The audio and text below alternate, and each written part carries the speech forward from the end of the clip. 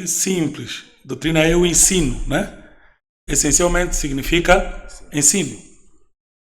E isso desde o Antigo Testamento para o Novo, embora seja nas epístolas que a palavra doutrina ganha um sentido mais restrito. Nas epístolas, o sentido doutrina se torna um tanto quanto mais restrito.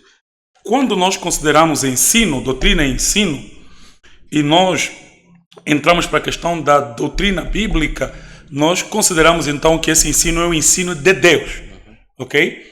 Se nós esticarmos um pouco mais isso, se a doutrina bíblica é o ensino de Deus, o que a Bíblia ensina sobre Deus na Bíblia, né?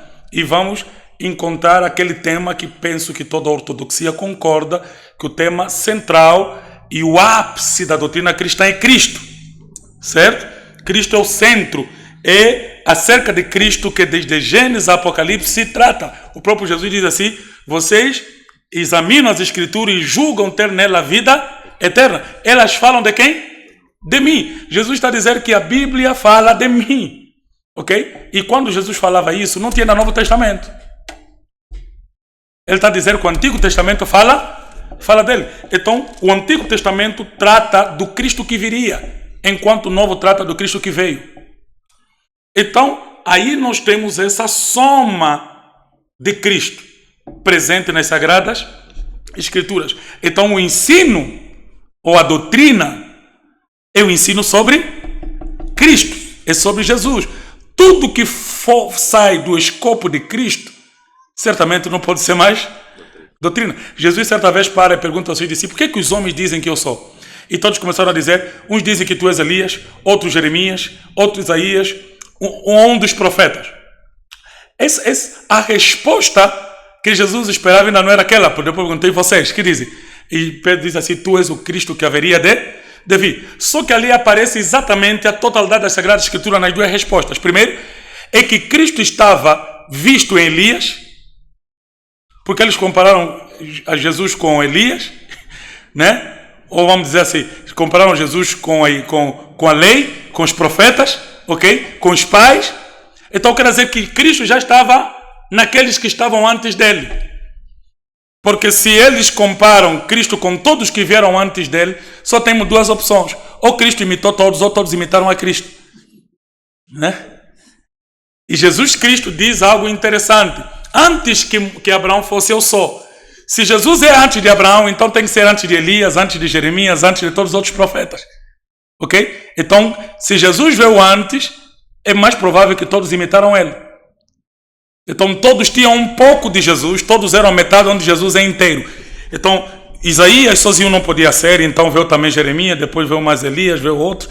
E mesmo todos o Antigo Testamento não lhe completam, agora viemos nós, veio Pedro, Tiago, João, André, Filipe, todos nós com cada uma da metade dele, porque ninguém recebeu a totalidade dele, embora recebamos a plenitude, mas, né, do seu espírito.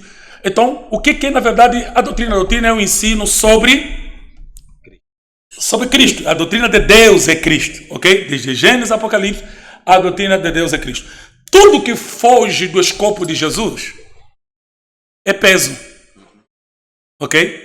Que deve ser removido. Mais uma vez, pegando aqui na deixa dos homens de Deus, deve ficar claro que nós excluímos muito a questão dogma, porque soa muito católico, né? Ser dogmático, então ficamos com a palavra apenas ensino, esse é o nosso ensino, né?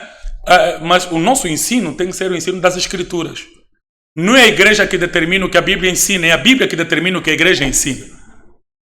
Isso precisa ficar claro, ok? Só que o exercício desse ensino se dá em um espaço e em um lugar.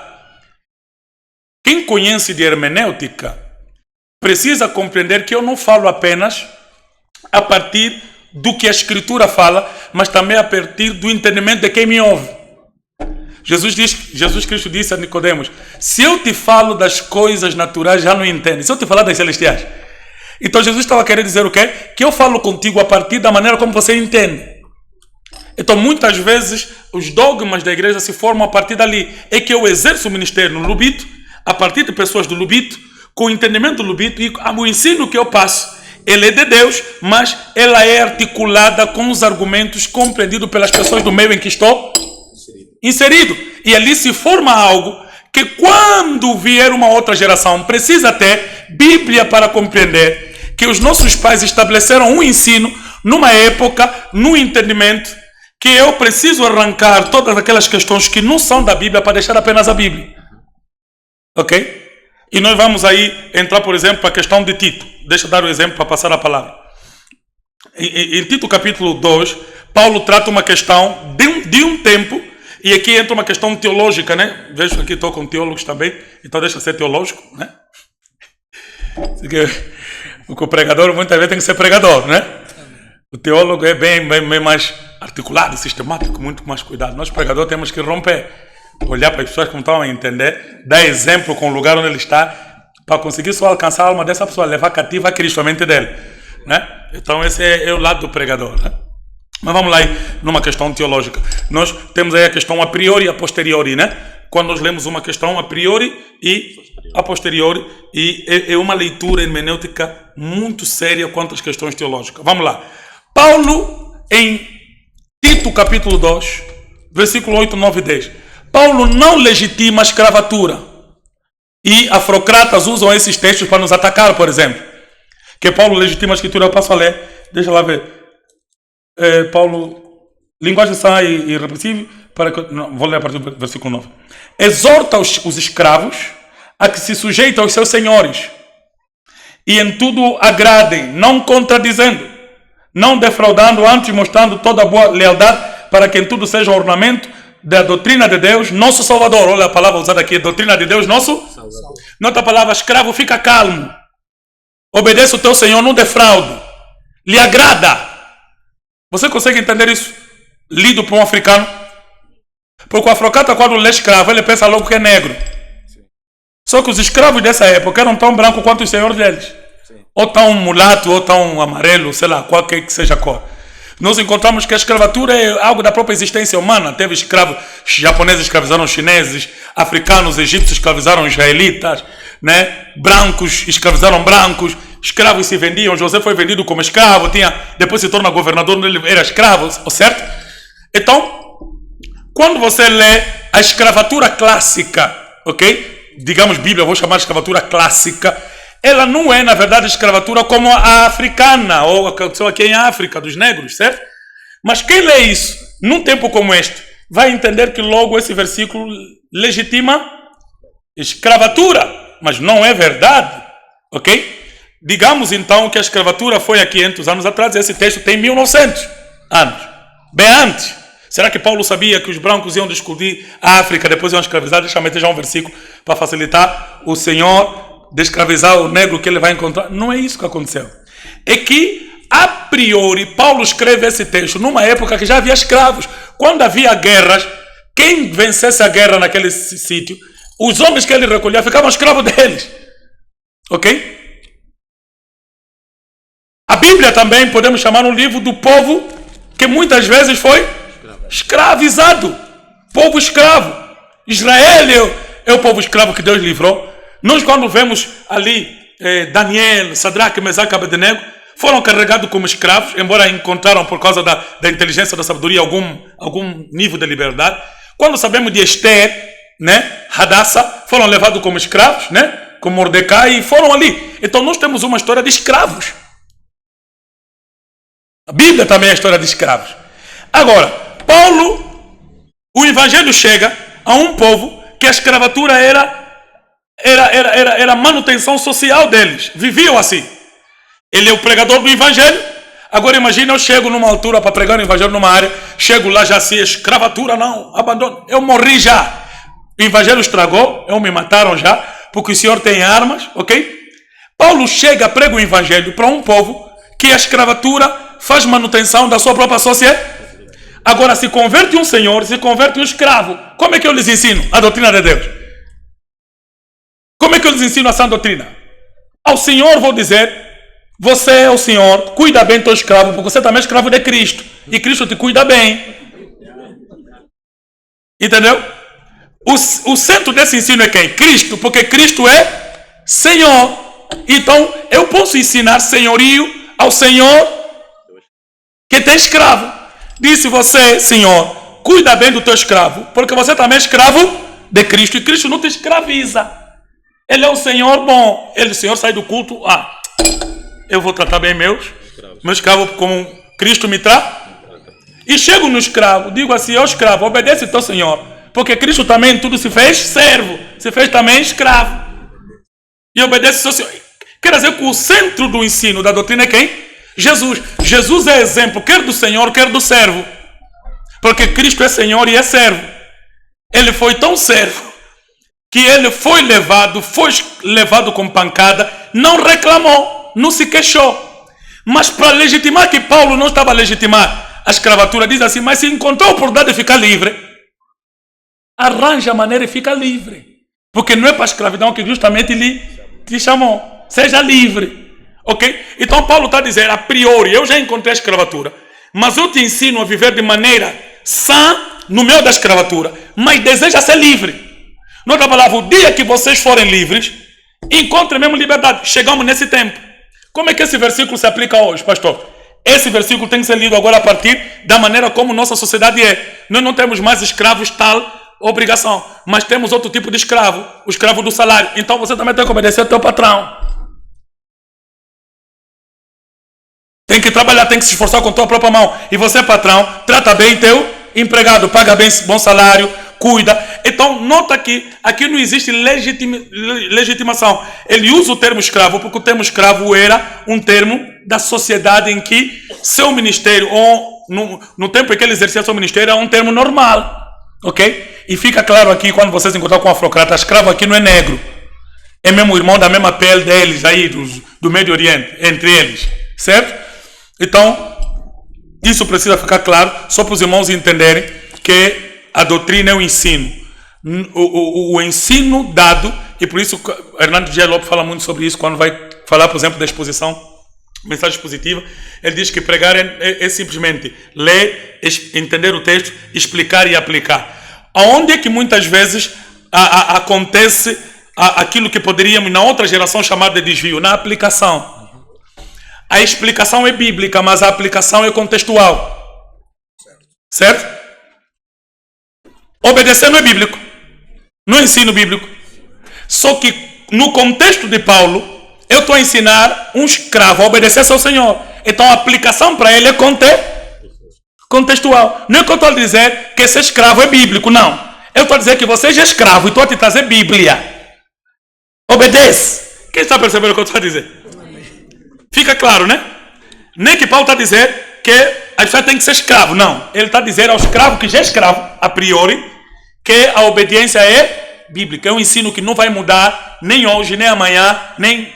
Isso é doutrina, é um ensino bíblico. Ser obediente, ok? Filho ao pai, servo ao patrão, escravo ao Senhor, ok? Então, era mais ou menos isso que eu queria que os irmãos percebessem. Se já perceberam, então eu vou deixar a fala com os outros integrantes. Podemos aplaudir ao Senhor. Eu creio que foi fácil perceber que não se faz doutrina com apenas um versículo e que este versículo, sendo um texto, ele possui contexto. E o pastor foi claro em explicar que devemos olhar para o contexto social, o contexto histórico, o contexto político, para então não pegarmos todos os textos e fazer dela uma doutrina. Existem textos que foram específicos para aquele povo, naquela altura, com aqueles hábitos e costumes. Porque senão vem depois a confusão. As mulheres devem ficar caladas. Estão a pregar por quê?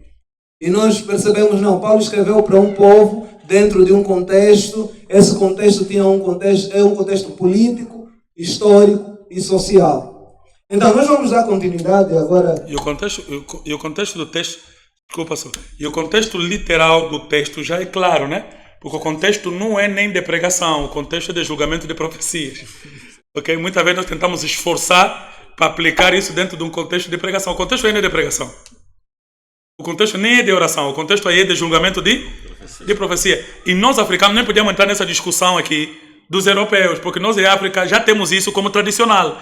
Nas reuniões do óbito, mulher não fala. Eu não sei aqui é Benguela, eu sou Bacongo. As mulheres estão lá, mas não falam. Quando as mulheres, e não leram na Bíblia, já estava na África isso. Quando a mulher quer falar, fala no marido dela, amor. Aquela que então, as 3 grades. Você também está calado, mas tem que falar as 3 grades que não deu. Ela tem aqui uma inflamação para falar, mas não consegue, porque na tradição Congo não pode. Ela fala no marido dela, o marido dela é que pede a palavra. Muta. As 3 grades, ele fica já tão nervoso. O nome dele é que lhe chateou. Queima o Congo como eu, queima o Congo como eu. Vocês sabem, as mamães falam na reunião. Não falam. Ela está sentada na reunião a murmurar com as amigas dela, porque ela não pode falar. Amados, é cultural, é conjuntural. No julgamento da profecia que Paulo estava a tratar, a mulher não podia questionar o marido da outra. Você vai questionar o marido da outra por quê? Porque a Bíblia está a falar que um profetiza, outro julgam.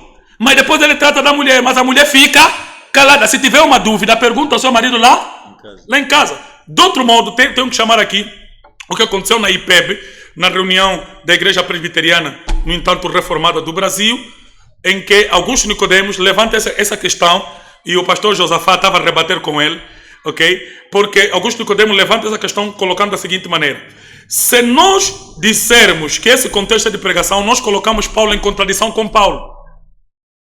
Porque no modo Paulo diz para a mulher ficar calada, no outro texto já a seguir, no outro capítulo, ele está a dizer que a mulher, se profetizar, profetiza de cabeça coberta. Se é para ficar calada, por que tem que falar?